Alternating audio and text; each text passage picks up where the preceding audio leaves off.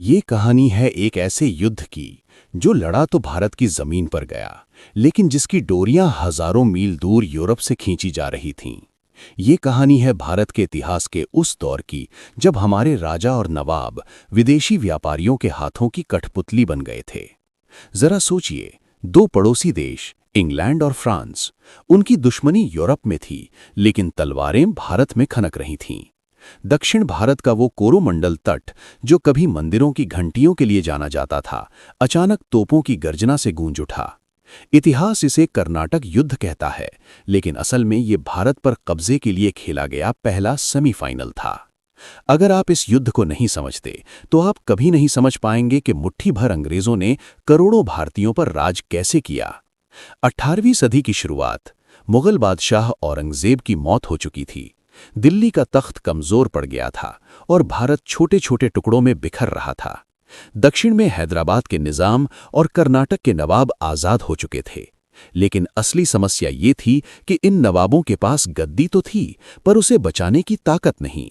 इधर समंदर के किनारे दो भूखे शेर घात लगाए बैठे थे, एक तरफ फ्रेंच ईस्ट इंडिया कंपनी और दूसरी तरफ ब्रिटिश ईस्ट इंडिया कंपनी। दोनों को पता था कि अगर भारत के व्यापार पर एकाधिकार चाहिए तो दूसरे को रास्ते से हटाना होगा, और उन्हें मौका मिला भारतीय राजाओं के आपसी झगड़ों से। इस खेल में सबसे शातिर खिलाड़ी बनकर उभरा फ्रांसीसी गवर्नर जोसेफ ड्यूप्ले। उसने देखा कि भारतीय राजा गद्दी के लिए आपस में लड़ रहे हैं। ड्यूप्ले ने एक नई चाल चली। उसने कहा, हम आपकी मदद करेंगे, बदले में हमें पैसा और इलाका चाहिए। ये भारत में पहली बार हो रहा था। यूरोपीय सेना अब किराए पर उपलब्ध थी। 1746 में पहले कर्नाटक युद्ध के दौरान सेंट थोम की लड़ाई हुई। यहां एक चमत्कार हुआ। फ्रांसीसी सेना की एक बहुत छोटी टुकड़ी ने कर्नाटक के नवाब की विशाल सेना को हरा दिया। इस एक घटना ने यह साबित कर दिया कि अनुशासित यूरोपीय सेना के सामने भारत की पुरानी भीड़ वाली सेना नहीं टिक सकती। ये वो पल था जब व्यापारियों का डर खत्म हो गया और लालच 7वें आसमान पर पहुंच गया। अब बारी थी दूसरे कर्नाटक युद्ध की। ये असली गेम ऑफ थ्रोन्स था। हैदराबाद और कर्नाटक दोनों जगह गद्दी के लिए दो दो दावेदार थे। एक का साथ फ्रेंच दे रहे थे तो दूसरे का अंग्रेज। शुरुआत में ड्यूप्ले जीतता दिख रहा था। फ्रांसीसी झंडा बुलंद था, अंग्रेज हार की कगार पर थे।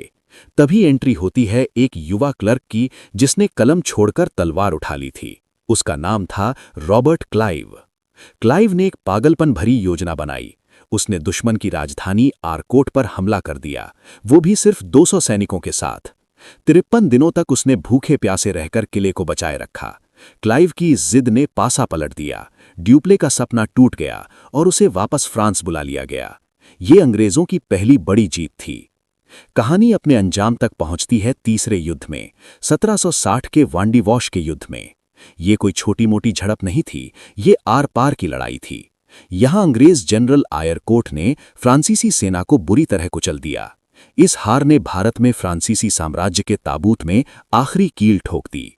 फ्रांस को संधि करनी पड़ी। उनसे कहा गया कि वे अब भारत में सेना नहीं रख सकते, सिर्फ व्यापार करेंगे।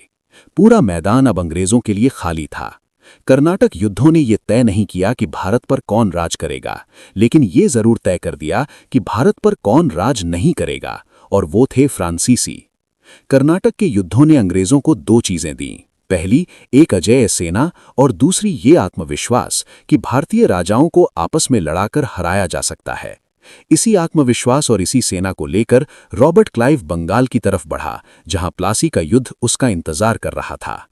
दक्षिण भारत के समुद्र तट पर शुरू हुआ ये खूनी खेल अंततः पूरे भारत की गुलामी का सबब बन गया।